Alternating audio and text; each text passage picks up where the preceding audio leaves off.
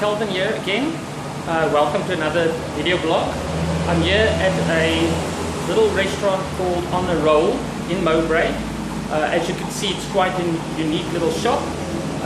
And today's blog, I want to chat a little bit about coming back from setbacks. You know, as a small business owner, especially when you're starting out, it's most likely that the chances of failure is quite big. So although you have a lot of capital in the beginning that you've invested in your company, what happens if the capital runs out 2 years later and you still haven't made a consistent profit and you're hanging in there for another year or two? So success has to happen more or less in 5 years, but if it doesn't and it fails and you run out of cash, what do? It can be quite devastating. Now, it's happened to many people and it's happened to me as well, and so, which you can also read very shortly my little life story on the website CalvinAcademy about me. So it's calvinacademy.co.za. Well, just to put you a little bit in the picture, in my many years in business now, more than 20 years in business, I've basically failed big twice. Now, the key is always never to fail big. Learn from your mistakes, adjust, but don't fail big. But in around about 1997, I lost everything. I was devastated. I sat with a whole lot of bills. I was about 3-4 years old, and it took a big toll on me. And people would say, why did you start it in the first place? And you get a lot of criticism. And being devastated, I just went and sat on a little heap and went into a lot of self-pity. But I had adjusted and I was determined to make a success, and I came back again and continued with the classes and with my little business. And then again, in 2008, when the market, Lehman Brothers in America crashed, it affected my business. A lot of people said, no, but how can it affect your business?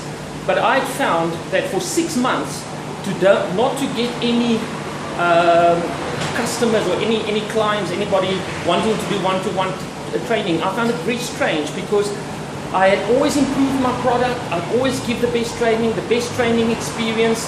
I've always focused on the student, making sure that they've really benefited and learned after they left the class. The focus was never on money. It was always on uplifting the students' knowledge and skills to a certain level. And I couldn't understand it. So this happened, and the classes was small and very small, and it happened for a whole year. And I almost financially collapsed. And I said to my wife, let's keep focused. So the difference now was, I had realized that I had developed such a lot of skill during the years that no setback was going to be too devastating for me. I knew that I just had to persist and persevere, and the market will swing. I just didn't know how long it would take, but I knew the market would swing. So after a year, I didn't panic, I just persevered. And I still said to my wife, let's have a mantra. We will shine in 2009. We will shine in 2009. So no matter what happened in 2008, I kept to that saying. And as it happened, 2009 came, and I managed to get a 6-month contract with Media 24 again, from a person I knew very well, that I built up a relationship with at independent newspapers. And he knew me, and he knew my ability, and he gave me that 6-month contract, which just lifted me out of all the problems. And then the market took off again, and the training went very well. How many people would have given up with no students and no income after 6 months, 7 months? Would the money have run out? Would the self-doubt have crept in? You see, unless you have really failed and really guarded yourself against the future and knowing what you have to do in the future. So I learned a few lessons. I learned I had to have enough cushion to carry me for a year. So today I make sure I have a cushion that will carry me for a year if there's any major setback. But that is what I had to learn. So, what is the key point I want to get across to you in today's blog? The key point I want to make that you must take with you is that no matter what setback you get, you must never be totally devastated, because that skill that you've learned and that improvement you've done on your product all the time, that can never be taken away from you. Sure, you might have a bad month, but that skill and that improvement and that consistent improvement on the product, you know that it's just a matter of time and the market will respond. But it's another story if you are neglecting your product, if you are neglecting your clients, then it's a different story. You will never recover, because word will spread that you are presenting a bad product, and due to lack of resources, you're not investing in your product, and there's negativity, and it's very difficult when the market gets whipped that you are presenting a bad product.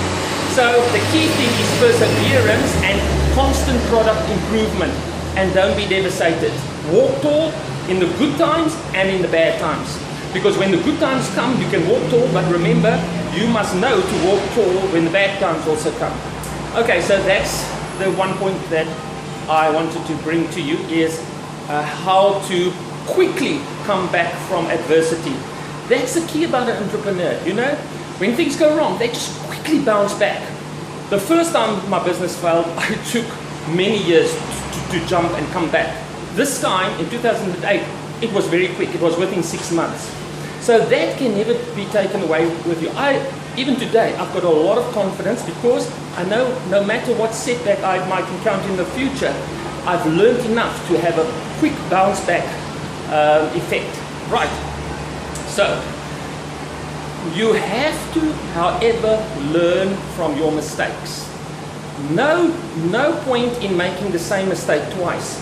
You have to learn from your mistake, meaning you have to apply new strategies. If the one strategy doesn't work, you have to apply new strategies. You have to constantly learn from mistakes.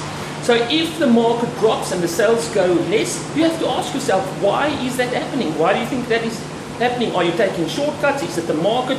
You have to know how to make strategies to adjust to the mistakes. But you have to be very realistic about it. Okay, so we all know we've got to learn from mistakes. So many people have asked and said, well, Calvin, that your business was a mistake. Now learn from the mistake and get a 9-to-5 job. Viewer, please be very clear on this point. You don't go back from being an owner and a business person back to an employee unless it's only for a very short period. You never go back.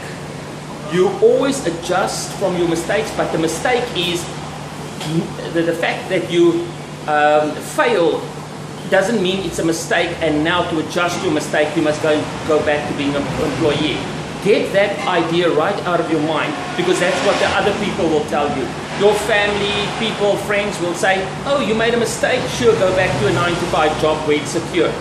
No, you devise new strategies to make sure that your business works for the long run. So I want to encourage you to get a mentor, get somebody in business that can help you through the tough times and that can keep your focus always on the wins, because there's a momentum that happens when you win. The one win creates a momentum for the next win. But when you go sit on a little pile in self-pity, where's the momentum? So you've got to just keep focused on success and moving forward and letting that momentum drive you. And you will see that miracles will happen, what other people call luck, but you know that it's been your hard work and your perseverance. Right, so I hope you've got some value out of this blog this morning, and I hope to do another blog for you next week where I focus on key issues on entrepreneurship. Thank you very much.